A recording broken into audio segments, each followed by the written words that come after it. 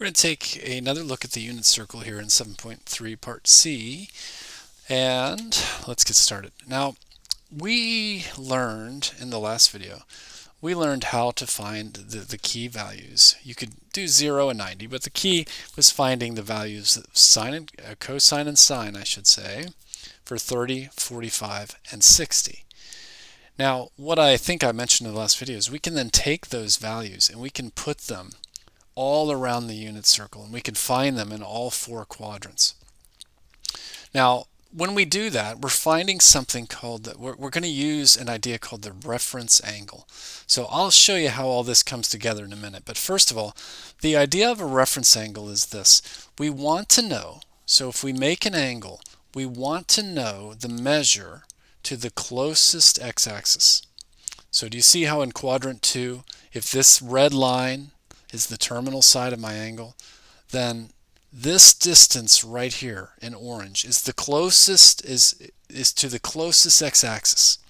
So this angle right here is going to be my reference angle. So let's do it in quadrant 3. If I had an angle that went into quadrant 3, well, the closest x-axis would be this angle going up here. So this angle right here in orange is going to be my reference angle. So then again, if we were in quadrant 4, we're always trying to get to the x-axis. So our closest x-axis would be up here. So the orange is then creating that angle. So we create a reference angle, and we always want to go to the closest x-axis. Well, we're actually going to find what is the value of that reference angle. Well, look at 225. Well, we've gone all the way around and we're in quadrant 3. Well, where's the closest x-axis? It's right here. And what's the measure of that in degrees? So from here to the x-axis is 180. That's half a circle. So I'm going to do 225 minus 180 to just find this part, this measure from right here. Do you see? So from here to here was 180 degrees. And then I just want from that point on. So I'm going to subtract 225. I don't know why they did that. You don't need to memorize this as a formula. Just think through the logic. 225 minus 180 gets me 45 degrees. So my reference angle for this is 45. Now let's just get that idea down and we'll see how this all works out here in just a minute. Now we have the reference angle. Now we're in radians, so it is perfectly fine to just convert this over to degrees, but I'm going to go ahead and just work with it in radians. So some people never work with them in radians. They just change them over, and that's okay. But wouldn't you agree that 6 pi over 3 isn't 2 pi all the way around the circle? So if I change this so that it had a denominator of 3, so it matched the angle we had, it turns into 6 pi over 3. So all the way around the circle is 6 pi over 3. Right? So this line here could be called 0, but it could also be called all the way around. It could also be called 6 pi over 3. Now what's my point to all of this? My point is that I want you to see that we're very close to being all the way around. So this is in quadrant 4 here. 5 pi over 3 is in quadrant 4, which means the closest x-axis would be 6 pi over 3. So I'm just going to subtract those. So my reference angle is pi over 3, which in degrees is 60. So if you had wanted to convert this, it's perfectly fine, but I just wanted to show you how you can do that and just leave it in the radians. Okay, now we know how to find a reference angle. What do we do with it? Well, we can use this to go all the way around the unit circle and find all the cosines and sines for all of the, for 30, 60, or 30, 45, and 60. And then we're going to use those reference angles to put this in all four quadrants. So let's follow this idea here. We've got our reference angle. We're going to find the reference angle for 150. Well, 150 is just short. Do we have a graph? No. 150 would be somewhere over here. So the closest x-axis is 180. So do you see that the degree between there and there would be 30, obviously. So that's our reference angle. And the idea is this. I can just use that reference angle to find the sine and cosine. It's still going to work. So I'm going to do cosine of 30 and sine of 30. Now, if you remember, if you have that unit circle memorized yet, It goes, for cosine, it goes 3, 2, 1. So it's square root of 3 over 2. And sine goes 1, 2, 3. And so 1 over 2. Now, this is where we need to understand what quadrant we're in. This is true. These are the values for, we can use our reference angle to get this far here. But we have one step. We have to remember that cosine is x and sine is y. And this angle that we actually used is in quadrant 2. So in quadrant 2, values of x are negative. So it's not square root of 3 over 2 for 150. It's actually negative square root of 3 over 2. And this angle, when it's in the second quadrant, and it's that sign is y. So y's in quadrant 2 are positive. So it stays 1/2. So you're following the logic? We can use the reference angle to find the basic values.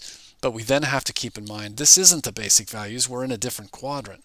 So we convert that just by saying, okay, well, cosine's x. So in this quadrant, that would be negative. Sine is y.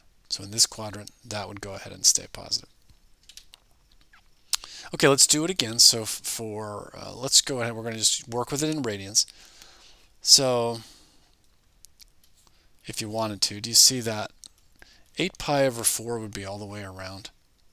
And halfway around would be, what am I doing here? I want to keep it in 4, so it would be, yeah, you could think of it like 4 pi over 4. Okay, so we must be down here. We must be in quadrant 3. And my reference angle then to get back from 5 pi over 4 to get back to the closest x-axis, my reference angle is pi over 4. I shouldn't be writing this because I think this is all done for us. But this is what we want, the cosine of pi over 4 and the sine of pi over 4. Well, this one's easy. So if you remember, this is a 45-degree angle. So the way this works is its cosine is 3, 2, 1. So this is radical 2 over 2. And then the sine is the same, radical 2 over 2. So I'll just work the rest of this myself. Now, the only thing we have left to do is this. We want cosine, which is x, and it was in quadrant 3. Well, in quadrant 3, x's are negative. And sine is y, so in quadrant 3, y's are negative. And there we go. Okay, so they're asking you to do it. If you want to try this, I'd recommend you do pause the video, try it yourself. I'm going to go ahead and work it here. So if you thought about, so our first one here, do you see, we're going to do this in degrees. This is obviously 360. Remember, this would be 270, and this is 180. So I'm somewhere past 270, close to 360. I must be in quadrant 4 here. So the reference angle I need is the closest to the x-axis. What's the distance to the x-axis? So that'd be 360 minus 315. So 45. Okay, so it's 45 degrees from here to there. That's my reference angle. So cosine of 45 and sine of 45. Those are both radical 2 over 2. But we have to keep in mind, this was just our reference values. We are actually in quadrant 4. Well, in quadrant 4, cosine, which is x, is positive. Sine, which is y. Y's are negative in quadrant 4. Aren't they down? So here's my values. Okay, B is pretty easy. They left this, again, you can always convert it over, and I'm fine with that. But if you want to just see how it's worked in radians here, this one's actually pretty easy because they're giving us a negative pi over 6 angle, which means negatives go clockwise. So we know we're in quadrant 4, and it's pretty obvious there. Our reference angle would be pi over 6. So I need cosine of pi over 6, sine of pi over 6. Okay, now these are 30 degrees. If you don't, you could convert them over. So you can memorize the unit circle with these values. But so I just remember, I remember that 6 goes with 30 and 30 goes with 6. So this is a 30-degree angle. And so the cosine of a 30 is radical 3 over 2. Sine of a 30 is 1/2. Okay, but well, these are our reference angles, but we're actually in quadrant 4. So in quadrant 4, x's are positive and y's are negative. Now I know this is overwhelming, but you could use the process that we just described to complete the entire unit circle all the way around. So it's the same exact logic, and you create this. Now, again, typically, if I were testing you in a classroom, what I would be doing is at one time I'd ask you to create this thing, and then afterwards you could always just use it on your quizzes and tests. Okay, so it wants the coordinates of a point on the unit circle at an angle of 7 pi over 6. Well, the coordinates of the point mean the xy, and the xy is the same thing as the cosine and the sine. So basically what they're saying is find us the values of cosine and sine. Okay, well 7 pi over 6, so wouldn't 6 pi over 6 be half a circle? Isn't that the same as pi? So we would be in the third quadrant, if you can think of that. So our reference angle is the distance back to the x-axis. So that's pi over 6. So we want to find the cosine of pi over 6 and the sine of pi over 6. These are 30. And so that's square root of 3 over 2 and 1/2. Now we're in the third quadrant again, so we got to give some signs to this. X is positive. Oh no, we're in the third quadrant, I'm sorry. In the third quadrant, x would be negative because we're going back, and sine would be negative because it's y and we're going down, so they'd both be negative. So they wanted it as points. It's not that big a deal, but I wouldn't ask it like this probably. But so the x is the cosine and the y is the sine. Okay, pause the video if you want to try one here on your own. Again, you can convert this to degrees, which is fine. I'm going to just go ahead and do it as radians. 6 pi over 3 would be all the way around. So I can tell this is going to be in the fourth quadrant right here.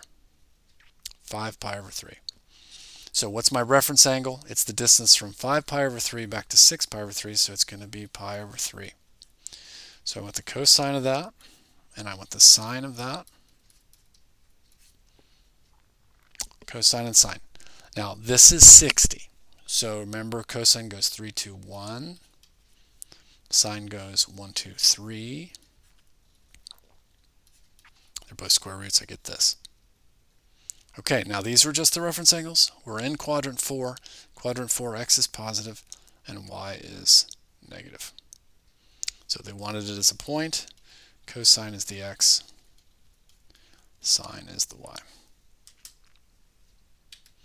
Okay, I hope you see that. It's nice. It's a clever little bit of logic there that allows us to use the fact that we have that perfect triangle inside of the circle, the unit circle, to find all of those values for 30, 60, 30, 45, and 60, and we can interpret them using as reference angles into each of the 4 quadrants.